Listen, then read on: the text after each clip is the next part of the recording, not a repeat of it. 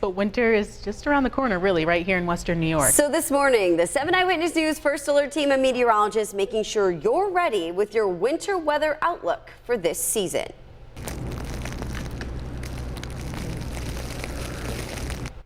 As the leaves rapidly change, it is time once again to take a look down the road and see what Mother Nature has in store for us for the winter season. As a matter of fact, the first snowstorm has already struck, making the Midwest look more like midwinter than mid-October, complete with whiteouts and, of course, plenty of spinouts. But when will these temperature titans begin to battle in our backyard, unleashing the lake effect machine here in Western New York? We'll take a look at this. This colorful map, very data-rich, sea surface temperatures, very warm water off the East Coast. On the West Coast this year, cooler, no El Nino. It is a neutral phase. What does this mean? They are good thermal indicators to show us where the polar plunge will occur here in North America. Early in the season, it'll remain in the Midwest, exactly where it started. Late season, a big shift in these patterns brings it into the Great Lakes, squarely into our backyard, and that means we're going to lock in for the cold for the long haul. 31 degrees, the average daytime high for the month of January, not much better in February,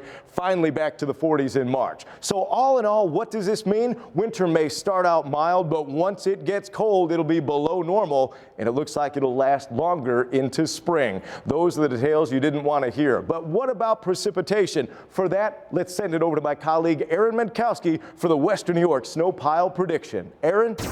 All right, thanks, Andy. You're going to hear a term polar vortex a lot as we head into this winter season. That's that area of low pressure with the cold air up in the North Pole, and that's going to expand quite a bit as we head into the upcoming winter, especially like Andy mentioned for the second half. Now, this isn't a new term, polar vortex. This is actually a term that dates all the way back to 1853, so they've been talking about this since the 1850s. Now, for us this winter, it means a lot of weather swings as that cold air will expand toward the eastern Great Lakes, and as we cool off, especially in early 2020, we're going to see that snow really pile up. Now, we take a look at the last few years, and the last two winters, our snow totals have been above average, about 24 inches above average last year, and that's the forecast again for this year, with snow totals in that 110 to 120 inch range, which means we will see snow totals above normal for the winter season of 2019-2020,